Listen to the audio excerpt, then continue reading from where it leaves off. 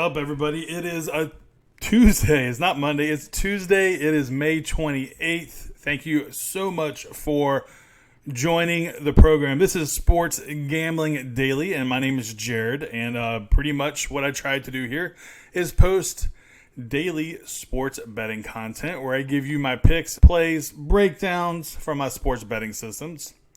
What those sports betting systems are designed to do are to find matchups that we can exploit for maximum profitability. That sounds like something you're interested in. Consider hitting that red subscribe button. Hit that thumbs up button and also smash that bell notification so you will be notified every time I post a new video. All right, let's talk about yesterday. Let me grab my notes. Yesterday was a pretty good day for us. We let's see here. Overall, we went 3-2 on our plays. The big one, obviously, was the Miami Marlins. We had them on the run line and on the money line, so that was pretty solid. As far as YouTube goes, we went 1-1 in our plays, obviously with the Miami Marlins money line. So in the Discord, I also added the run line in that game. I also, let's see here, the Cubbies almost pulled that one out at the end. That would have been pretty sweet. In the Discord, I added the Pirates game 1. That was a thing of beauty. I also added Kansas City versus the White Sox under. That game got rained out, unfortunately, because in the 5th inning, the score was like 1-1. Oh, that would have been beautiful, beautiful. Also, I added Texas versus Seattle over. That did not cover. They had to go over the total of 9.5, and it got to 8. Final score was 6-2. So overall, we were 3-2 on our plays with a profit of $370, right around almost 4 units of profitability. Yeah, so that's pretty much what happened yesterday. We're going to look forward and see if we can continue this upward trend. Hey, if you are interested in any of my additional plays, like the ones I gave out yesterday, you got to come over here to Discord. Now, I also posted those in the YouTube comments, but I don't know. I don't think it notifies you guys when I do that. But, I'm trying to do that as a courtesy because I know not everybody wants to go to Discord. But I don't know why you don't want to, because it's free and it's awesome. This is what it looks like. We have over 700 people in this place. It's basically a chat room where you can talk to like-minded individuals such as yourself. People are sharing information, plays, breakdowns, and also parlays. So picks, plays, and parlays. The way you get into the Discord, come over here to Instagram. I go by Sports Gambling Daily. And just send me a direct message. We'll have a very brief conversation. It will not take long. And we'll get you in. And you'll be in, and you will love it. Everybody that's ever been in there, I think, has loved it. So here's the thing. It goes crazy during game time. Everybody's in there supportive. There's no drama. We all just want to beat the book, and we all want to do it together. So come be part of the winning team. All right, that'll do it for all of that. Let's see here. Hey, don't forget to check out my boy JJ over at Sports with Facts. After you get done with this particular video, this episode of Sports Gambling Daily, if you don't already know JJ, go up to the search bar and type in Sports with Facts. You will see him. He pretty much runs the channel. His dad gets on there from time to time. They're both extremely funny people and the great YouTubers and great cappers. So basically, go check them out. When you get over there, tell them I sent you. And you're not going to. You can't go wrong with JJ. He's awesome. All right, let's move on to today's plays. I have 3 plays I'm going to put on YouTube today. We got Cardinals versus the Phillies. All right, Adam Wainwright taking on Nick Pivetta. So we got righty on righty action. This first pitch is at 7:05 Eastern Time in Citizen Banks Park, Philadelphia, Pennsylvania. Wainwright, he has been having an up and down season, and it's hit a bit of a valley lately. He's allowed 8 runs over his last 9 innings. That's god-awful. And he's pitched past the 5th inning only once in his last 4 starts. However, he has been much better at home. Unfortunately for him, this game is on the road. Now, Nick Pivetta, he's 2-1 with an awful ERA. Now, they sent him down to the minors after recording an 8.35 ERA in his first 4 starts of the season. Now, while he's been down on the farm, he has recorded 50 strikeouts in 37 innings, and he's making his major league return today. All right, let's look at some trends. We got the Cardinals are 6-1 in Adam Wainwright's last 7 starts versus the Phillies. The Phillies are 4-9 in Pavetta's last 13 starts. And the Phillies are 1-4 in their last 5 home games following a 7-game roadie of more than 7 days.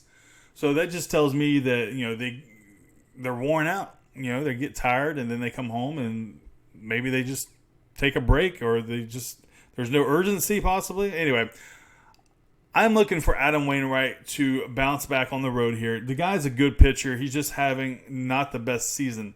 So you can't hold good pitchers down. Give me St. Louis plus 115, 100 wins, 115. Next up, we got the Brewers taking on the Twins. And I guess this is probably going to turn into some sort of a rival game regionally, with the Brewers and Twins both being pretty decent squads this year. So you got the Brewers 31-24 on the road, taking on the Twins 36-17. Very surprising 36-17, and I think they're the real deal, guys. I mean, they're putting up some runs like nobody's business. Hey, first pitch is at 8:10 Eastern Time in Target Field, Minnesota. All right, let's look at it. Davies. Now, I remember this game. It was Davies versus Castillo versus the Reds last start. Davies just got lit up for 6 earned runs in 3 innings. It was the first poor start of the season. That was in Milwaukee. The Brewers ended up winning that game, however, versus the Reds, which is good because if I remember correctly, I had the Brewers in that game. All right, let's see here. Yeah, he ended up taking the no decision in that game. He'll look to get back on track versus the Twins, which has just an insane, powerful lineup. Now, Martin Perez, I remember this game too. Last game he was up. He was facing the Angels. We had the over in that game, and the Angels got lit up for like 18 runs, I think, in that game. Perez, I remember he gave up 2 runs, walked 4, gave up 6 hits. But he also, I think, gave up 2 solo shots.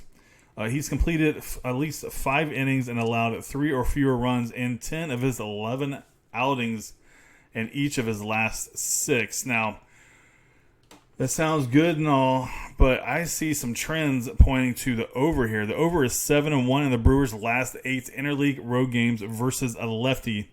The over is 5-2-1 in the last 8 meetings in Minnesota. And then the over is 5-2, and I think this is how you pronounce his name, Tupani's last 7 games behind home plate. He's the umpire. And then the over is 5-2 in the Twins' last 7 games versus a righty. All right, got all that out of the way.